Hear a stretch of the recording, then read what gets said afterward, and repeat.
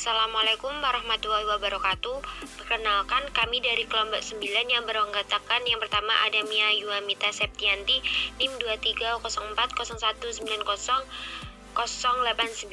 Yang kedua ada Nur Aini Amalia Sita dengan NIM 230401901128, dan saya sendiri Umi Nur Azizah NIM 230401901137. Nah, kelompok kami akan membahas makalah tentang organisasi kurikulum atau jenis-jenis organisasi kurikulum. Nah, saya yang pertama akan menjelaskan pengertian organisasi kurikulum. Sebelum membahas tentang pengertian organisasi kurikulum sendiri, kita ketahui terlebih dahulu apa sih kurikulum itu. Kurikulum merupakan alat untuk mencapai tujuan pendidikan yang dinamis. Hal ini berarti setiap kurikulum yang dikelola harus bisa dikembangkan dan disempurnakan agar sesuai dengan laju perkembangan ilmu pengetahuan dan teknologi, serta masyarakat yang sedang membangun kurikulum yang dikelola itu harus sesuai dengan bakat, minat, kebutuhan subjek peserta didik. Nah, pengembangan kurikulum sendiri merupakan suatu proses yang sangat kompleks karena mencakup pembicaraan penyusunan kurikulum yang dilaksanakan di sekolah, disertai dengan penilaian yang intensif dan penyempurnaan terhadap komponen kurikulum. Nah, selanjutnya organisasi kurikulum. Organisasi kurikulum itu apa sih? Organisasi kurikulum adalah susunan komponen kurikulum seperti konten kurikulum, kegiatan dan pengalaman belajar yang diorganisasi menjadi mata pelajaran, program, lesson, topik, unit, dan sebagainya untuk mencapai efektivitas pendidikan. Organisasi kurikulum adalah susunan pengalaman dan pengetahuan baku yang harus disampaikan dan dilakukan peserta didik untuk menguasai kompetensi yang telah ditetapkan. Ada pendapat lain tentang organisasi kurikulum, yaitu organisasi kurikulum merupakan struktur program kurikulum yang berupa kerangka umum pendidikan atau pembelajaran yang hendak disampaikan kepada peserta didik guna tercapainya tujuan pendidikan atau pembelajaran yang ditetapkan. Nah, berdasarkan pengertian di atas, organisasi kurikulum dapat disimpulkan organisasi kurikulum ada pola dan susunan komponen-komponen kurikulum yang diorganisasi menjadi mata pelajaran. Nah, tujuannya untuk mempermudah siswa memahami apa yang diajarkan sehingga menguasai kompetensi yang telah ditetapkan. Selanjutnya ada faktor-faktor organisasi kurikulum. Faktor-faktor organisasi kurikulum. Ada beberapa faktor yang harus dipertimbangkan dalam organisasi kurikulum, yaitu yang pertama adalah ruang lingkup atau skop. Ruang lingkup kurikulum menunjukkan keseluruhan, keluasan, atau kedalaman dan batas-batas bahan pelajaran yang akan disampaikan kepada peserta didik. Bahan pelajaran tersebut merupakan bahan yang terseleksi karena dianggap penting dan sesuai dengan tugas-tugas perkembangan peserta didik. Mengapa dikatakan seperti itu? Karena peserta didik mempunyai kepentingan antara lain melanjutkan ke jenjang pendidikan yang lebih tinggi, masuk ke dalam dunia kerja, beradaptasi diri dengan lingkungan, dapat bersosialisasi dan memecahkan masalah-masalah sosial, menghargai karya seni, serta ingin menilai agama yang baik. Ruang lingkup kurikulum sendiri tidak dapat dipisahkan dari kebutuhan peserta didik, kebutuhan keluarga, masyarakat, bangsa, dan negara. Ruang lingkup bahan pelajaran juga harus dengan visi misi dan tujuan pendidikan nasional, standar kompetisi kelulusan, dan standar kompetisi mata pelajaran yang telah ditetapkan. Yang kedua adalah urutan atau sequence. Urutan bahan pelajaran menunjukkan keteraturan bahan yang akan disampaikan kepada peserta didik. Kapan bahan tersebut sebaiknya disampaikan terlebih dahulu dan mana bahan yang akan dipelajari kemudian.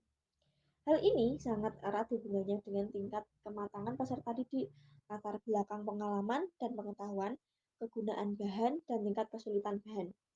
Urutan tersebut dapat dilakukan dengan cara antara lain ya, dimulai dengan dari yang kecil hingga yang terbesar, dimulai dari yang sederhana sampai yang kompleks, dimulai dari keseluruhan sampai dengan bagian-bagian, dimulai dari mudah sampai yang sulit, dimulai dari tingkat pengetahuan sampai tingkat evaluasi, dan dimulai dari dahulu sampai sekarang, dan seterusnya. Yang ketiga adalah kesinambungan atau continuity. Seringkali kita mendengar kritik dari pihak perguruan tinggi bahwa kurikulum di tingkat kelanjutan tingkat atas SMA, SMK, atau MA tidak relevan atau masih dangkal karena mahasiswa sulit memahami mata kuliah. Begitu juga kritikan dari pihak SLTA terhadap SLTP, SMP, atau MTS. Dari SLTP ke SD atau MI. Sebenarnya inti persoalan adalah adanya kesengajaan antara apa yang ada dengan apa yang harus dilakukan. Tumpang tindih antara mata pelajaran yang satu dengan mata pelajaran yang lain, bahkan antara topik yang satu dengan topik yang lain, dan ketidaksinambungan bahan pelajaran dan pengalaman belajar. Sebagai contohnya, peserta didik sudah belajar bahasa Inggris dari SMP sampai perguruan tinggi, kurang lebih 10 tahun. Tapi ternyata sampai sekarang ada yang belum bisa berkomunikasi dengan bahasa Inggris yang baik. Yang keempat adalah terpadu atau integrate. Faktor ini berangkat dari asumsi bahwa bidang-bidang kehidupan memerlukan pemecahan secara multidisiplin. Artinya, jika guru menggunakan subjek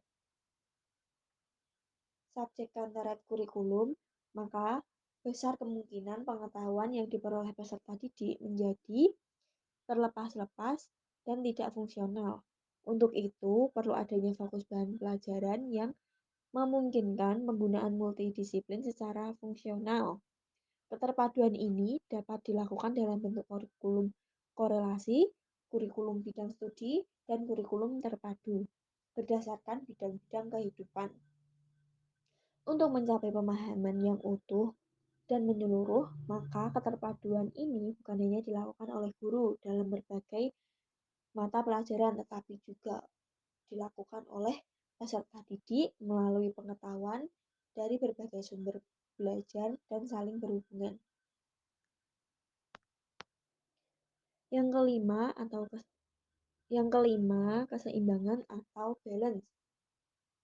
Faktor keseimbangan yang dimaksud di sini adalah keseimbangan isi dan bahan pelajaran yang akan disampaikan kepada peserta didik dan keseimbangan proses pembelajaran.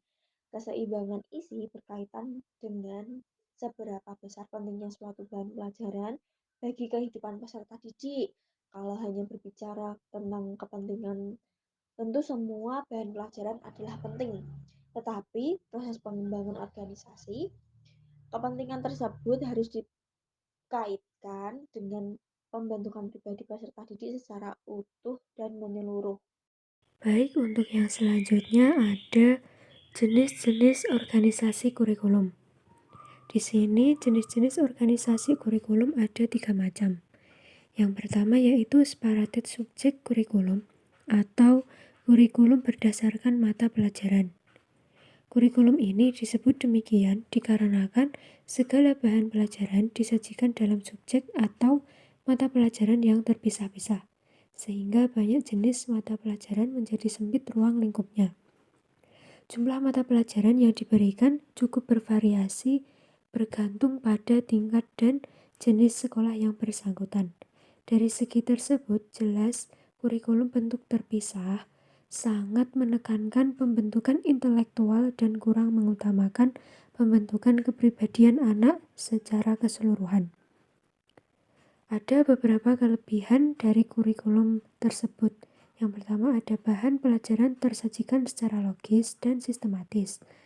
Lalu yang kedua, bentuk organisasi kurikulum ini sangat sederhana dan tidak terlalu sulit untuk direncanakan serta mudah dilaksanakan. Lalu yang ketiga, dapat digunakan dari tingkat sekolah dasar sampai perguruan tinggi. Di samping adanya kelebihan, bentuk kurikulum tersebut juga ada kelemahannya. Yang pertama, mata pelajaran terpisah-pisah. Lalu yang kedua, kurang memperhatikan masalah kehidupan sehari-hari. Yang ketiga, tujuan kurikulum sangat terbatas. Lalu jenis kurikulum yang kedua ada correlated kurikulum atau kurikulum gabungan. Merupakan bentuk kurikulum yang menunjukkan adanya suatu hubungan antara satu mata pelajaran dengan mata pelajaran lainnya. Akan tetapi tetap memperhatikan karakteristik tiap mata pelajaran tersebut. Nah, kelebihan dari kurikulum ini yaitu yang pertama menunjukkan adanya integrasi pengetahuan kepada peserta didik yang mana dalam pelajaran disoroti dari berbagai bidang dan disiplin ilmu. Yang kedua, dapat menambah minat peserta didik terhadap adanya hubungan antara berbagai mata pelajaran. Yang ketiga, pengetahuan dan pemahaman peserta didik akan lebih mudah dalam penguraian dan penjelasan dari berbagai mata pelajaran. Lalu ada pun kelemahannya. Yang pertama, bahan yang disajikan tidak berhubungan secara langsung dengan kebutuhan dan minat peserta didik. Urutan penyusunan dan penyajian bahan tidak secara logis dan sistematis. Lalu yang ketiga, kebanyakan di antara para pendidik atau guru kurang menguasai antar disiplin ilmu sehingga mengabaikan pemahaman peserta didik. Lalu yang ketiga ada jenis kurikulum integrated kurikulum atau kurikulum terpadu. Dalam hal ini, kurikulum mata pelajaran disajikan dalam bentuk kurikulum terpadu. Oleh karena itu, apa yang diajarkan di sekolah harus benar-benar disesuaikan dengan situasi, masalah, dan kebutuhan kehidupan di masyarakat baik sekarang maupun yang akan datang.